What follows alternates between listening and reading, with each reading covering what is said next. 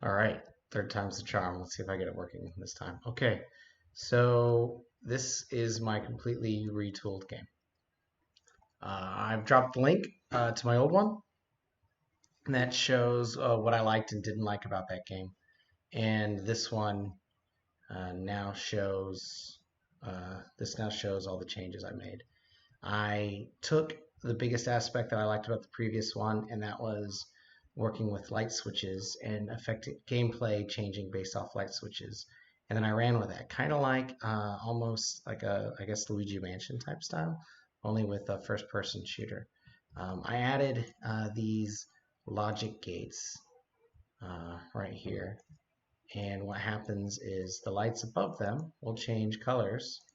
These lights right here change colors basically depending on what the flip-flop does. And when the light is green, that's the logic gate that's open. When it's red, the logic gate is closed. And so what you do is every time you go into the room, you take this ball here and you move it over to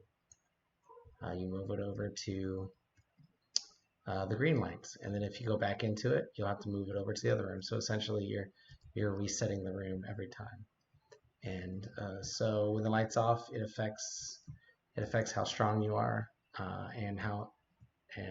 whether or not you could actually heal the muffin right here. So I'm just going to show you, and we will go. So here it goes. So like right now, if this muffin took damage, because the light's on, but now I can't do anything. So you can see it takes longer to.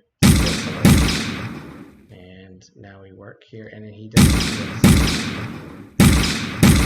What I got to do is and then move this logic gate over here. Now that it's on, and I can heal it. So as you can see, his health is 90,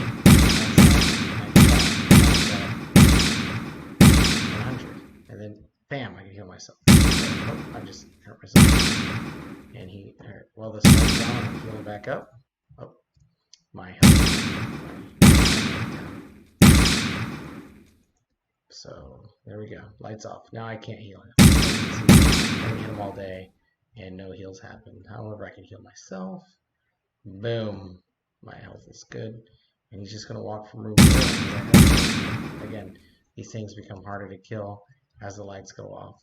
And so, see, you got the green light and the red light, and they switch depending on what's.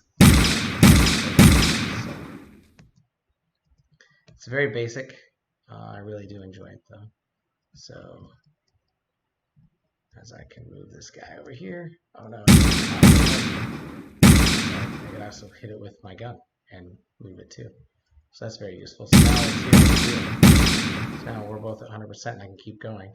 Right now the game is at the easiest setting, and I could easily code that, but on my final submission at the very end, I'm definitely going to add the title screen that allows me to change the difficulty, which essentially adds more people and maybe makes your gun a little bit weaker.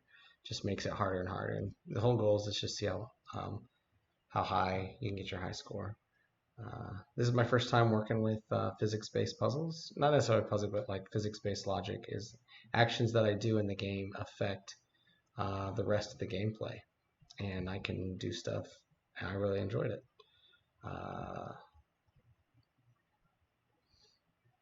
It felt like it was easy to create the base game, and then actually creating something out of it definitely took a lot more work. And I hope you enjoy it. Thank you.